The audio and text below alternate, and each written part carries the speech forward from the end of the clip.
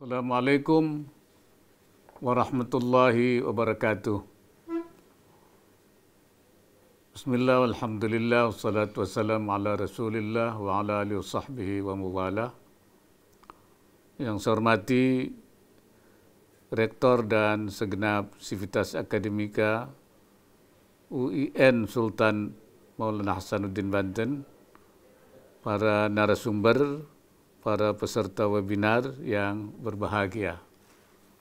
Pertama-tama, marilah kita panjatkan puji syukur kehadirat Allah Subhanahu wa Ta'ala atas segala limpahan, berkah, rahmat dan karunia-Nya kepada kita sekalian, sehingga kita dapat hadir pada acara webinar dengan tema Peran Umat Islam Indonesia dalam pembangunan sumber daya manusia unggul menuju Indonesia Emas 2045. Saya mengucapkan terima kasih kepada Profesor Dr. Fauzul Iman, Rektor Universitas Islam Negeri Sultan Maulana Hasanuddin Banten, dan seluruh Sivitas Akademika yang berkenan mengundang saya untuk memberikan sambutan kunci. Ketika kita berbicara mengenai peran umat Islam Indonesia dalam pembangunan SDM atau dalam bidang lainnya, sungguhnya bukan hanya sebuah hipotesa, tapi merupakan suatu yang sifatnya empiris, suatu yang telah terbukti dan konsisten terjadi dari waktu ke waktu. Dengan jumlah penduduk muslim yang hampir mencapai 90% dari total populasi Indonesia, sebenarnya maju mundurnya bangsa dan negara ini akan sangat tergantung pada peran umat Islam. Demikian juga dalam hal pengembangan SDM. Persoalan yang sangat penting yang perlu dibahas justru adalah bagaimana upaya pengembangan SDM dalam umat Islam itu sendiri. Dengan pengembangan segenap potensi SDM umat Islam, maka secara otomatis kita akan mampu meningkatkan kualitas SDM nasional. Saya pribadi tidak pernah meragukan potensi SDM umat Islam.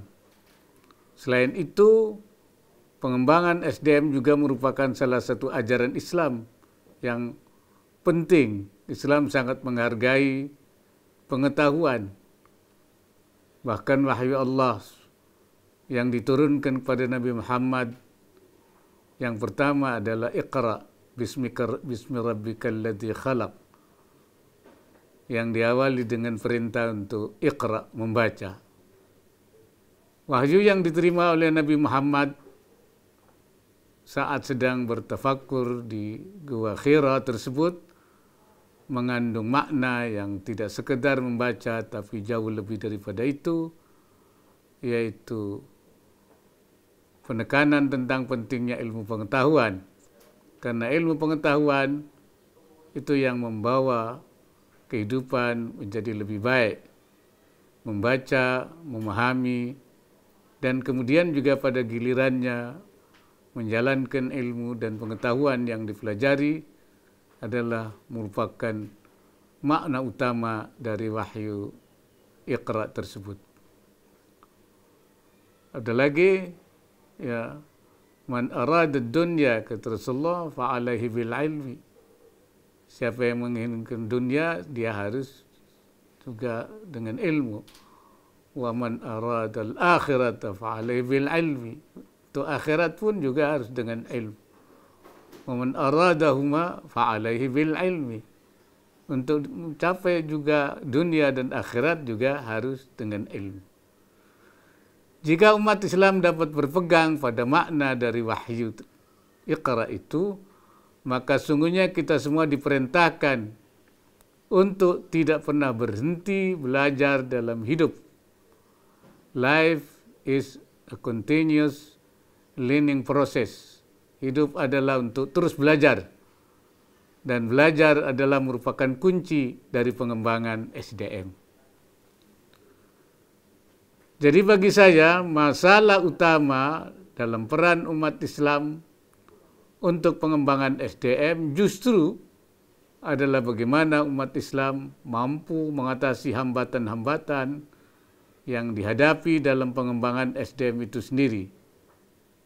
Beberapa hambatan yang perlu diatasi antara lain soal cara berpikir sempit dan tidak terbuka terhadap perkembangan, atau jumud, statis. Saya tidak ingin umat Islam ikut dalam arus berpikir sempit, seperti sebagaimana fenomena yang muncul belakangan ini. Contoh sederhana cara berpikir sempit adalah tidak percaya bahwa COVID-19 adalah nyata, atau percaya pada teori-teori konspirasi tanpa mencoba untuk memahami fenomena dengan akal sehat dengan memanfaatkan pengetahuan. Cara berpikir sempit itu juga merupakan salah satu penyebab munculnya sifat egoistik, tidak menghargai perbedaan pendapat, serta tidak mau berdialog. Cara berpikir sempit juga melahirkan pola pikir radikal yang menjustifikasi kekerasan dalam menyelesaikan masalah. Selain menyingkirkan hambatan-hambatan dalam pengembangan SDM, umat Islam juga harus adaptif, mampu menangkap peluang, serta memiliki kemampuan dalam memanfaatkan perkembangan teknologi. Para peserta webinar hadirin yang saya hormati, pada tahun 2010, situs internasional CNN pernah menerbitkan artikel yang berjudul Muslim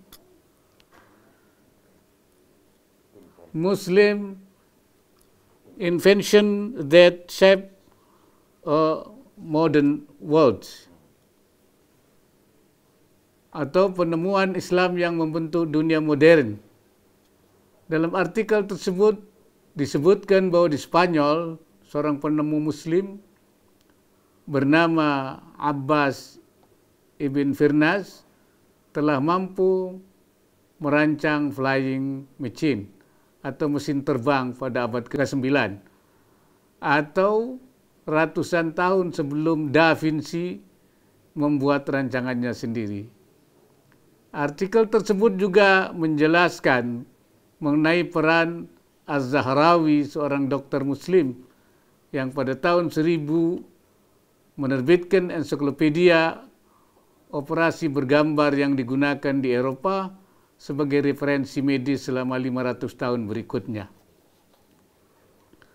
Apa yang saya sebutkan di atas merupakan sebuah contoh sederhana bahwa sesungguhnya SDM Muslim telah ada dan hadir jauh sebelum ilmuwan Barat.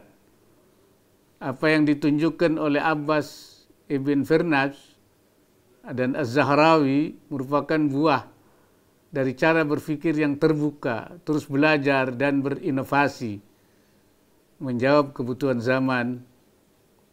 Umat Islam, khususnya umat Islam Indonesia, harus mampu membiasakan diri untuk berpikir terbuka dan adaptif. Umat Islam juga harus menjadikan pengetahuan dan inovasi sebagai ruh. Saat ini inovasi adalah kunci memenangkan persaingan.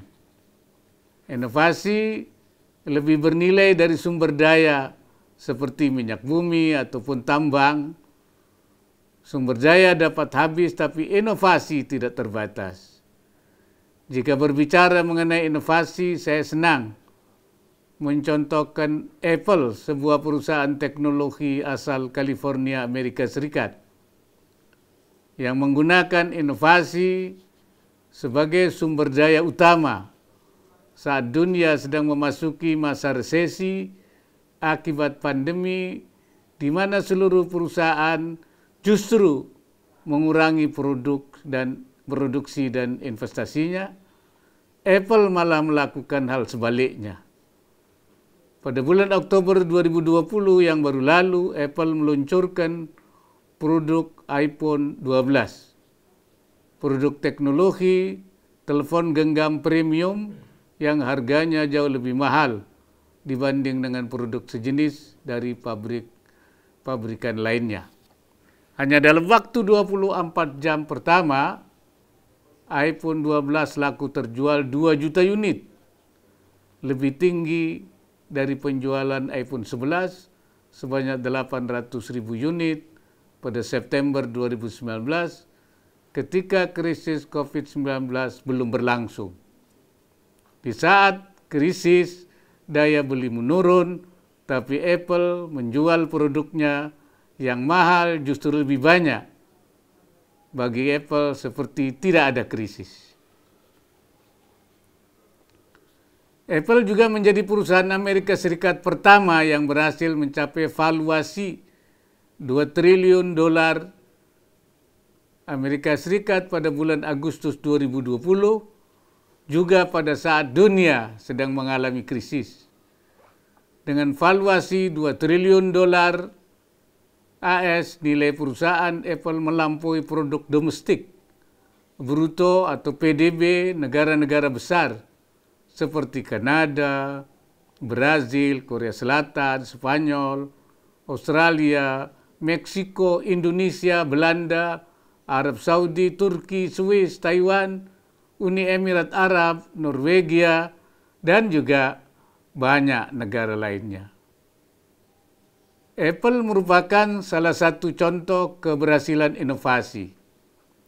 Apple tidak selalu menjadi yang pertama, tapi mampu mengembangkan dan membuat produknya dengan lebih baik. Itulah sebabnya Apple menjadi perusahaan yang paling inovatif di dunia.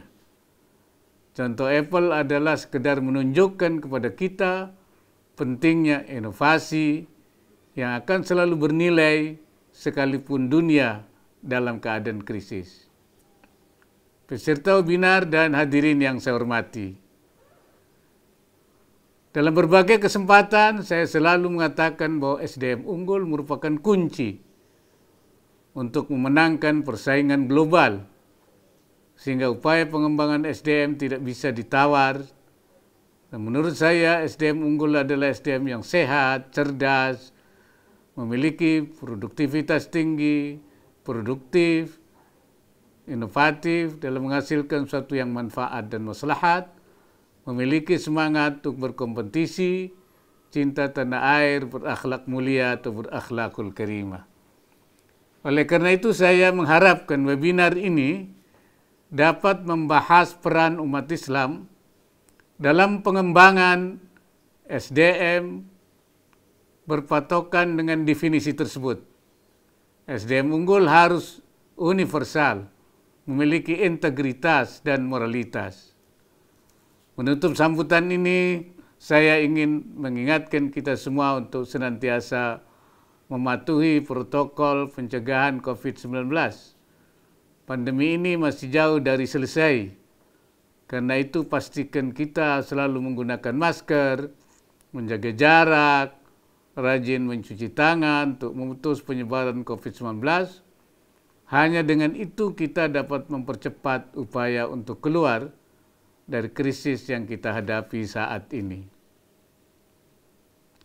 Di akhir sambutan ini saya sekali lagi menyampaikan apresiasi kepada seluruh sivitas akademika Universitas Islam Negeri Sultan Maulana Hasanuddin Banten, sembari mendoakan semoga Allah Subhanahu wa taala senantiasa meridai setiap ikhtiar yang kita lakukan.